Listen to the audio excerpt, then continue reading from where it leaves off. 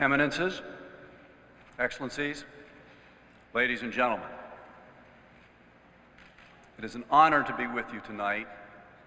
It is a deeply moving experience, Your All Holiness, to see the way in which you bring people and peoples together. And if I could say in a personal vein, it's wonderful to see you again.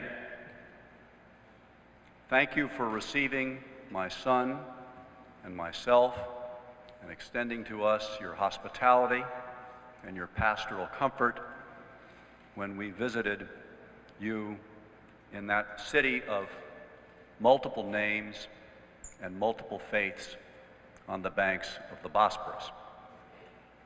Thank you also for paying a visit soon to the city where several of us in this room tonight live, Washington, D.C. We look forward to welcoming you. And thank you for touring other cities across this land and for conferring your blessing and your wisdom on a country in need of all the help it can get. My friend and colleague, Bill Antholis, who was with us this evening, has been running hard to keep up with the patriarchal procession. Bill has described to me with admiration the rich and comprehensive symposium His All Holiness hosted in New Orleans. Only someone of his extraordinary distinction and convening power could bring together, as he has before, religious leaders, scientists, philosophers, and politicians. The essence of his message in New Orleans he has now shared with the world in his new calling as an op-ed columnist in today's Wall Street Journal. He has exhorted all of us to be conscientious and far-sighted stewards of our planet as a home for all God's creatures and for all earthly manifestations of creation itself. It has become commonplace to refer to the world's nearly 200 nations and the 6.8 billion human inhabitants as constituting in their multitudes and in their diversity what we call the international community. That community is institutionalized at the United Nations, and it is, of course, represented by many ambassadors here this evening.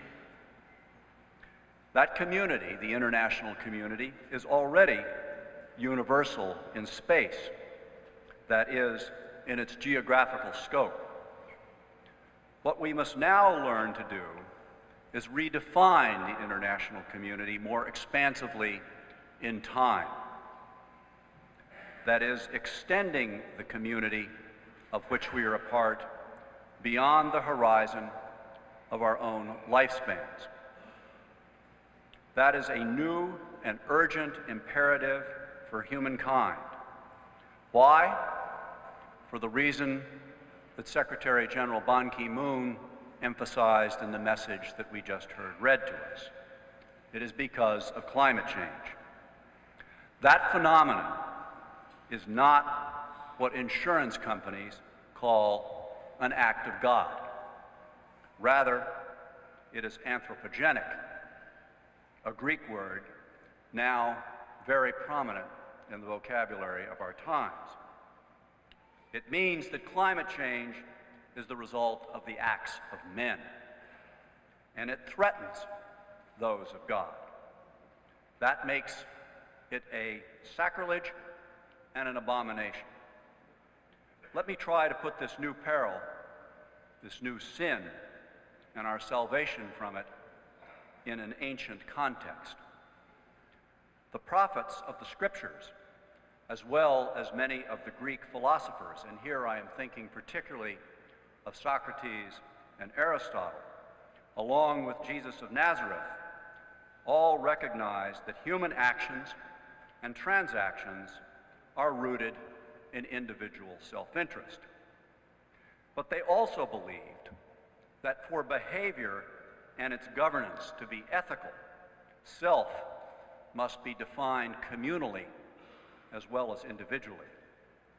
The singular I must reflect the interests of an increasingly plural, expansive, inclusive, and I would even say ecumenical we. Over the course of the millennium, we have broadened our sense of community, from the primordial family huddled around a fire in a cave, to the clan, to the tribe, to the nation, to coalitions of nations, to the international community that we have today, with its headquarters on Turtle Bay on the East River. We have also come to recognize that our community includes the environment in which we live. Our lives cannot be separated from the air, the soil, and the water from which we gain strength and energy. Nor can we be separated from the other creatures with whom we share both life and the earth. That growing sense of shared identity, shared interest, and shared fate has established the condition for world peace. In particular, it has allowed us, so far at least, to avert nuclear war. But there are two differences between that achievement and what we must do to avert catastrophic climate change. The first difference is this: we have lived for decades with the capacity to destroy ourselves in a thermonuclear holocaust. We can recall mushroom clouds in the past, and we can imagine them now. That has made it easier to prevent that disaster. We've done so for our own sakes and in our own time on Earth. Both the problem and the solution are part of our collective experience in the here and now.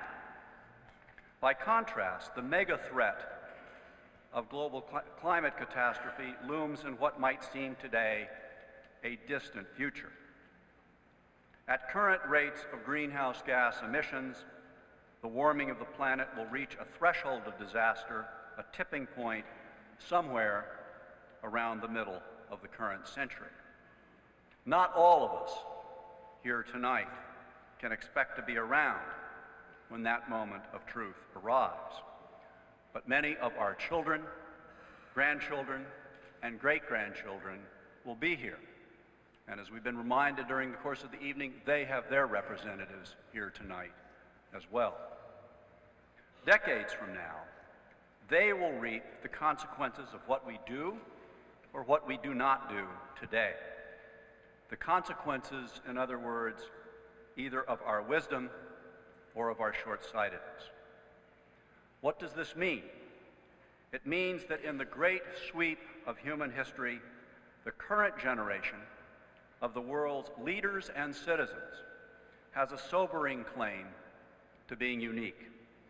Ours is, quite simply, the last generation that will be able to take the action necessary to avert the climate cataclysm that is otherwise awaiting our descendants and their world with all its beauty and fragility. Therefore, posterity must figure in our thinking and in our action in a way that is, if not new, then at least far more conscious, more purpose-driven, and more onerous than it has ever been before.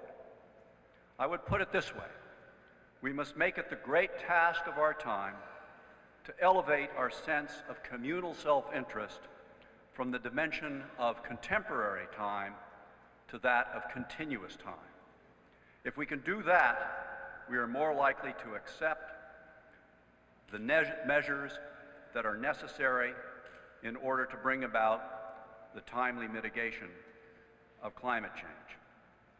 And that brings me to the second difference between what is required to avoid nuclear war and what is required to avoid climate disaster. Not blowing ourselves up is not expensive, nor does it require hardship or changing the way we live. So in that sense, it is a negative accomplishment. It's a matter of not doing something self-evidently and colossally stupid. On the other hand, slowing, halting, and reversing the emission of greenhouse gases would be, if we are up to it, a positive accomplishment. It's a matter of doing a great deal that, while smart, is also, in the short term at least, costly and difficult. And why is it so hard? In large measure, because it will require sacrifice. But let us remember that personal sacrifice is nothing new in the realm of politics or religion. It has long been an accepted obligation that comes with communal self-interest. Countless millions over the ages have willingly given their lives for their families, their tribes, their nations, and their faith. Yet that ultimate sacrifice is not required to preserve the livability of our planet. To defeat global warming, no one is asking us or our children to die on a battlefield.